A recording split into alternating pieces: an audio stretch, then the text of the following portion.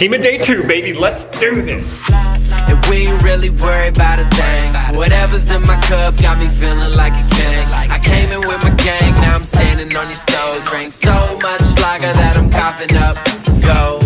But we ain't really worried about a thing. Whatever's in my cup got me feeling like a king. So from videos earlier this week, you guys saw the calm. Now it's the storm. The gates are open to all of the trade show vendors and participants that are going to be coming to SEMA to basically conduct business. That's the main focus of the Specialty Equipment Market Association, is to bring together what is a multi-billion-dollar industry in one place at one time, well, for the course of a week, for everybody to kind of expand upon what it is that they offer as value in this industry. Now, there are a few ways to get into SEMA. You can get in by media, you could be a vendor, you could be an employee of a vendor, but you kind of have to have a connection in the industry. It's not like you can just buy tickets online and show up. So the crazy thing about all of this is everybody that you're gonna see in the video today is somehow connected to this massive industry that we all obsess over. So throughout the last week, they actually left open SEMA for 24 hours for vendors to come in and get set up, because people are coming from all over the world and trying to get their booths configured. It's a crazy logistical nightmare, but it all takes place in a very consolidated amount of time. Now, they actually do shut down the complex at 1 a.m. before today, which is Tuesday, the 5th, I can't even keep track, because a cleaning crew comes in and literally vacuums every square inch of this entire complex in just a few hours before the floodgates open. It's absolutely mind-boggling to see it all take place, materialize right before your eyes. You think that you don't have a lot of time in the day? Well, imagine how these people feel. It's a wild rush. So yesterday, the top 20 Battle of the Builders Young Guns were selected, and we had handed off those candidates to the formal Battle of the Builders judges. So they then internalized all these candidates, reviewed them, and checked out their cars, and today they're going to be releasing the top 10. It should be exciting to see who makes that next round of cuts, because there's a lot of really awesome competition that came in from these young guns that are 27 years and younger. A lot of awesome people, a lot of awesome conversations that we've had. We're going to expand upon that a little bit today. Now guys, a few big announcements. November 12th is coming up. We've got Dream Diesel giveaway number 6 going live. I want you guys to mark your calendars, because this giveaway is going to be a little bit different than all the ones we've ever done, because it's going to be super short. So in the blink of an eye, it could be completely over. I don't want you guys to miss out. Plus, there will be some limited products that will be coming back to the site, backed by all of your popular demand. And today, guys, I would like to thank today's video sponsor, and that is, no, I'm just kidding, but we've got a Work For It apparel. If you guys want to check out Work For It, that's my good buddy D-Max Rhino's clothing company. I had actually gone out to dinner with him last night, and JW Montoya was awesome. I was super burnt out because I'm still like on East Coast time and we're on the West Coast, so I didn't film anything, but we'll run into that today as well. So we got a cup of coffee, second one of the day. It's very necessary. And remember how I mentioned like the carpet thing? Well, if you guys don't recall from the last video, it was filthy in here, but now like, look at this. They literally vacuumed all 1 million square foot of this carpet. And just like, this opened up at 9 a.m. and it was basically from 1 a.m. to 9 a.m. So in only about, what is that? Why can't I even do math right now? 8 hours, they basically got the entire thing all cleaned up. Like, that's one shift. Kind of crazy. Look at this, guys. It is absolutely flooded. And remember, these are not just spectators. Like, these are not individuals that are just coming in for recreation. A lot of this is the industry. All right, guys, so now that we got the top 10 young guns, we're gonna take some time just to kind of interview them, get to know them. We can't do all of them, unfortunately. There's a lot of other stuff that we have to cover in this video. But one truck specifically I wanna talk to the owner of is Austin. He's right up over the hood of his C10. This truck has an amazing story. He ended up getting into the top 10 because he mentioned some really interesting things, and I'm gonna have him talk a little bit to you guys about when we go have a chance to interview him after Alex is done. So this paint just looks unbelievable, and you would think that this truck was painted in a professional paint booth. I mean, guys, like, I cannot even begin to communicate how glossy and beautiful this multi-stage paint job is. He got it when it was basically just rusted to pieces, and he built it all in his pole barn. It's really, really, really impressive. Something to be so proud about. So let's go have a chat with him. We didn't have like a paint booth in the shop. I don't have a paint booth at all. We had like a 2-bay pole. So to paint this truck, literally it was get all the bodywork ready, get it ready, get it, you know, everything sanded where it needed to be, and then when we went to shoot it, it was set a bug bomb off, shut out the lights, let it kill everything off, get a garden hose, wet the floor down. We had a big round floor fan stuck underneath one of the bay doors, put foam around it, shut it back down, and it was like, all right, here we go. We're gonna send it. So grabbed the paint gun, I started laying paint on it. I got really lucky. There's hardly any trash turned out, but there was wet sanding for days. Dude, honestly, and you can see that, like, and coming out and like looking at the paint in the sun, dude, it looks beautiful. Like, Like, you did an amazing job, man. I'm honestly, I'm just blown away by the fact that like this level of quality can be accomplished in a situation that you just explained. Like, I got a great body guy at home, and he's got, you know, a temperature controlled, pressure controlled, atmospheric paint booth, and like his quality is great. But brother, like, this is phenomenal, man. It looks so good. About 68, 70 degrees in Southern Illinois with the, you know, with about high humidity. Hey, well, dude, awesome job. Thank you. Congrats, you definitely deserve it, dude, and we'll see you the rest of SEMA. So guys, we're here with Jacob Griffin right now, and he built this really awesome gremlin. We're gonna have to get into some pictures a little bit more, but there's a little look at the car. He's about to show us a photo of when he just picked it up, right after you came back. This is October 17th. So this was literally just a few days ago. Yeah, I was gonna say about 3 weeks ago. Frame's still out of the car. It's on the lift that I had to figure out how to get the frame out with 2 jack stands. So did you sleep at all between that and that? No. I slept Sunday night after a few beers, came in all week with no sleep, drove all the way to Vegas from San Diego, doing that red eye, got here at 3 o'clock in the morning, parked it, came in, went to sleep at the trailer park at Oasis, and came in the next morning. Well, you did a good job from telling me how complex and complicated that paint can be to lay down. 9 coats later, it looks like you figured it out. Oh yeah, it's one of the hardest colors I've ever done, but it's one of the best colors I've ever done. It stands out the most. I wanted something totally crazy and different, because I showed her one color is the gold I shot before, which actually had 14% real gold dust in it. Wow, must be an expensive paint. Yes, and it ruins your paint gun every time. What do you mind me asking, like, what the average cost of a gallon is, or however much you buy at a time? The last color I did, it was $1,000 a quart, because it has true gold. Compared to like what's just the standard for the people watching? There's your people watching, you know, your standard black paint, probably a quart paint, maybe 100, 200 bucks. So dude, that's crazy. The money goes crazy, you know, it's just like that. But I make the money go further because I'm doing it all myself. I don't have to go send it out to this shop and get it done, or send it out to this shop and get it done. Right, absolutely. Everything stays in my shop, and it's on me to get it done. Good job, dude. Thank you. All right, guys, so you just heard Jacob's story about this gremlin. I gotta be honest, I've never actually seen a gremlin in my entire life before, so when I saw this, I was kind of wondering what it was. Now, he kind of made it easy on me because he actually ended up leaving the OEM gremlin badge right on the side. But I mean, come on, like, are you kidding me right now? This thing is insane. It's a really cool story. It's a 3rd generation business, and his dad is actually the gentleman standing behind him, and he really kind of just let him do his thing. You saw those photos, you saw how far this came, and you see the passion. Like, I mean, just the fact that somebody is willing to take those photos that you saw and turn them into this right here, this looks absolutely phenomenal, and it's really cool. This is like the die-hard story that Battle of the Builders is about. It's just taking nothing and making something out of it. It's really cool. And then up underneath, you actually see that all that same detail is carried through. It's awesome. So there's a little like Levi styled stitching on the inside, and then this dashboard is actually out of Mustang. It's really incredible stuff. All right, guys, so we're with another Battle of the Builder builder. His name is Luke Harrell. He's right here. Luke, do you want to tell him about your Instagram and your YouTube channel that you have? Sure, so YouTube, Facebook, Instagram, TimMan2 Customs, Customs with a K.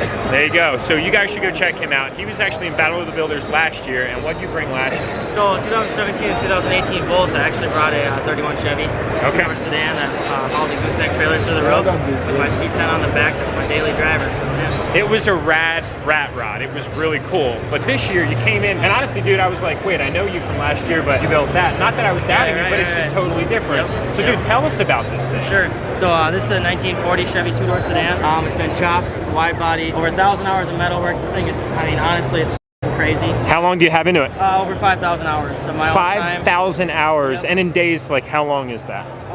A lot. So 2 years full time. 2 years full time. My dad actually bought this for my mom in 1990, and she wanted a car to bring the kids to car shows in, but Dad never got to it, so it sat in our garage my whole life. I've been looking at it my whole damn life, and finally after 2017 SEMA success, I used, you know, the leverage of sponsorship through SEMA and all that to build something for my mom that was way nicer than she ever could afford, and finally get it done and out of my damn way in the garage. So you brought the car here, and your core intent was to obviously show people, like, yeah, man, look, like, I can do a rusty metal rat rod with a diesel motor, right? Motor in it. But I can also do something that's literally so show worthy.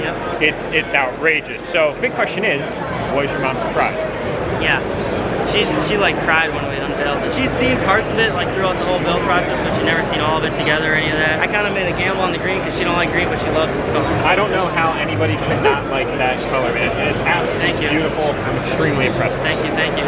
It is awesome. I used a few Summit Racing color paints, cheap paint, to make this color. Like $200 a gallon, cheap.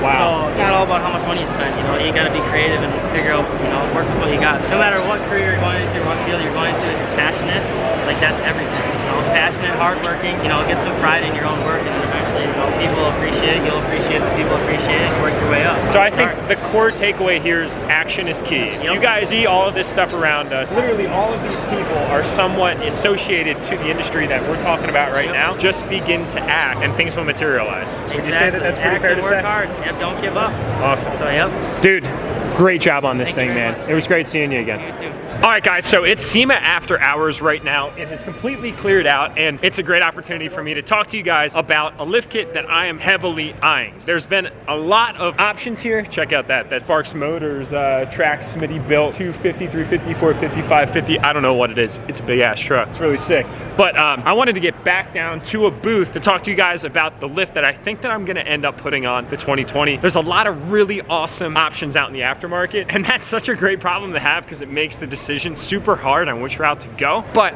I think I have it pretty much whittled down, and this is what I'm thinking. Does that logo ring a bell, boys? And if it doesn't, well, it's Kelderman. Yes, ladies and gentlemen, I think this is the route that we're gonna be going on the 2020 for a lot of obvious reasons. So if you guys don't know anything about lift kits, then I wouldn't expect you to know who Kelderman is. But if you do know anything about lift kits and what's available in the aftermarket, I would imagine that you know who Kelderman is. They are a leader when it comes to manufacturing lift kits for really any of the diesel trucks that are out in the market right now for a multitude of reasons. So just to kind of backtrack a little bit, I'd always kind of been aware of Kelderman and their products and the quality and kind of the reputation that they've built for themselves in the industry, but I never really actually had a truck that I wanted to go this route on, mainly because, well, I just didn't. But now we're kind of there, and this is what we're thinking, boys. But it's not this. Like, these are 28s, that's a 40-inch tire, and that's a 7 and 9-inch lift. They're clearing it, which is cool, but that's not the route we're going. Honestly, on a side note real quick, how absolutely effing sick is this 2020? I don't care who you are. That's a really good looking truck. That's a really good looking bumper. That's a cool wrap. Those are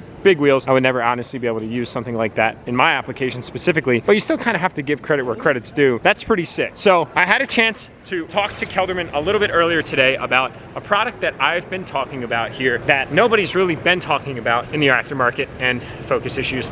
That's a 4 to 6 inch lift kit. That's a 7 to 9 inch lift kit on the truck, and I just can't do that. I need to hook the gooseneck up to the truck. So basically that's like the big takeaway there, right? So we need to make sure that it's function inspired and it's something that I can actually use. For all intents and purposes, I'm not gonna throw any other companies kind of under the bus in this video per se, but I have considered a few of them, and really I think this is the route that we're gonna end up going for a lot of reasons, but mostly because essentially after SEMA, I'm gonna be able to get my hands on one, and I need to get the 2020 lifted in the worst way. So I'm gonna show you guys the front suspension setup first. It's pretty standard, and that's what I like about it. They have their front and their rear cross member extensions. They've got all the bracketry to drop the front differential, which you have to do on the independent front suspension trucks. It's definitely a lengthy process to go through to get all of this installed because pretty much everything on the front end has to come out. They've got the new shocks, they've got the bump stop extension brackets right there, and then here on the back end, they've got your support bracket for your rear cross member extension, and then your torsion bar drop, and then of course the K for Kelderman there. And then right up in here, they're actually running the stock upper control arms on this truck right now, although they will be offering aftermarket ones just to kind of help with the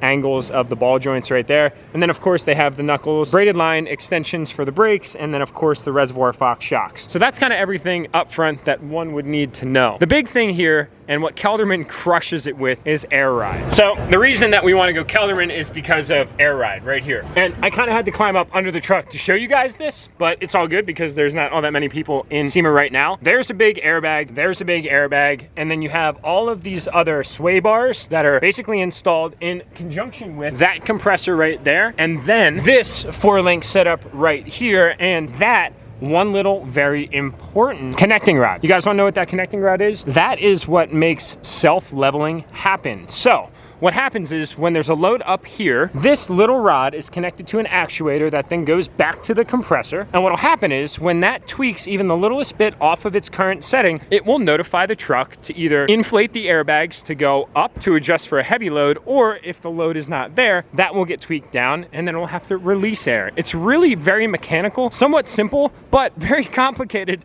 from an engineering perspective at the same time. And that's really the big reason as to why I want to go with the best of the best for the 2020 because of the towing need. Now inside, this truck's probably locked, but there's a kill switch and then a dump switch. The dump switch is exactly what you think it is. You hit that button and the whole dump action occurs in the back where it goes psst, down. So what we'll be able to do is we'll be able to actually unhook the gooseneck completely, drop it down, pull out, and then self-level back up by turning that switch back on. That to me is absolutely awesome. I've wanted to go that route for a really long time. It's just, again, we didn't have the right truck to do it on. Now, the only thing is with independent front suspension trucks is you can't do the air ride in the front, whereas if we had solid axle swap, we would be able to do that, but we are definitely not gonna go that far on, well, a truck that's equipped to have completely different engineering and equipment up front. And you can see here is basically just an exacerbated look at kind of the 4-link. You have your leveling arm right there, and all of the same mechanisms that communicate with the truck to make this thing active and live. It's really badass. So right here on this truck, although it's 7 to 9, all the principles are gonna be the exact same,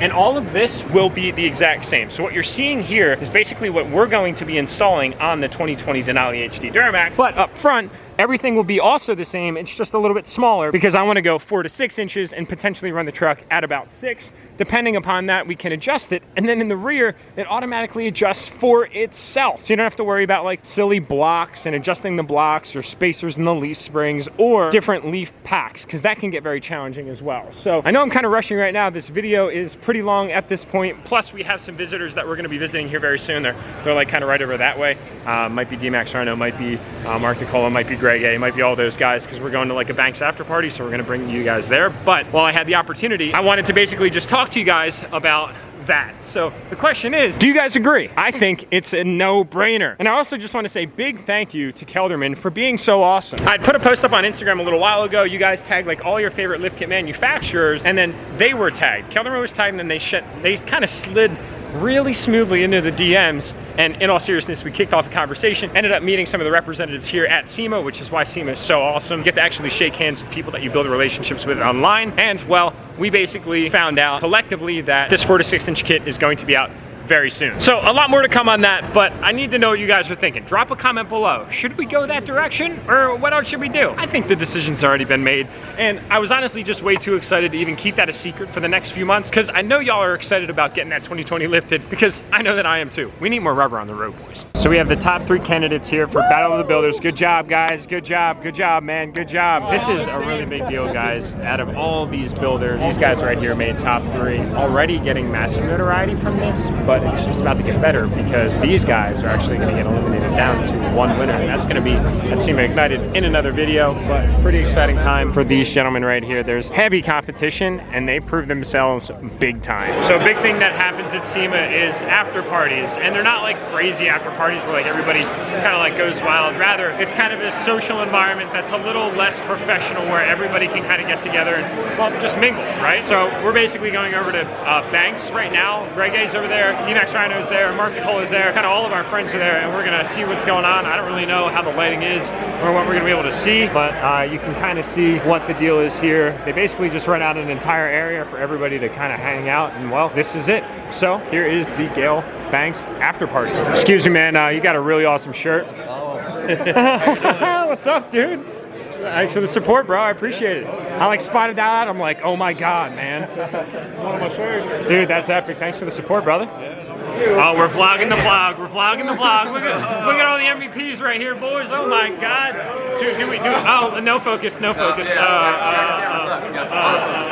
it's not focusing. Jesus. This is ridiculous. Yeah, you want a real one? I have to hold it still, boys. It's focusing. All right, so we got Ryan Mayer, we got Bug BMX, we got Whole Life Duramax, we got DMAX Rhino, we got Mark DeCola, then we got Ben Anton right here hanging out. Greg A was here, but he left.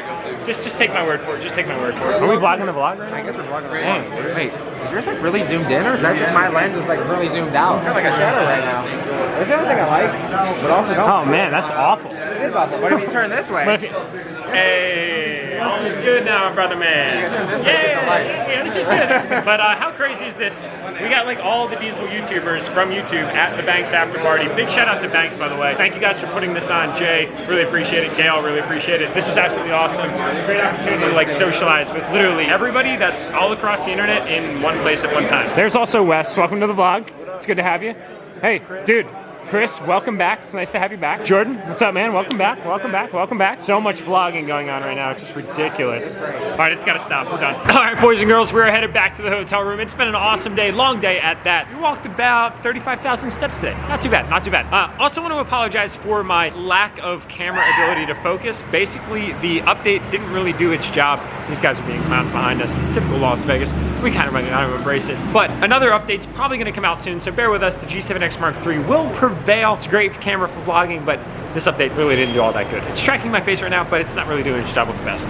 So bear with us, we'll get it to work. November 12th, we've got a massive announcement coming out, so stay tuned. I cannot wait to reveal that. Big things, ladies and gentlemen, and it's only for a short amount of time. That's all I can say right now. Other than that, we had an awesome night. We got all these YouTubers together in one place. It was awesome to just kind of hang out with everybody and actually kind of like expand upon what we've already kind of, I don't know, established on the internet. Really, really cool opportunity. So that's all I gotta say for tonight. I'm gonna hit the sack. My likely goal will be, guys, do what you do best. Tap that subscribe button on your way out, and I'll see you all in the next upload.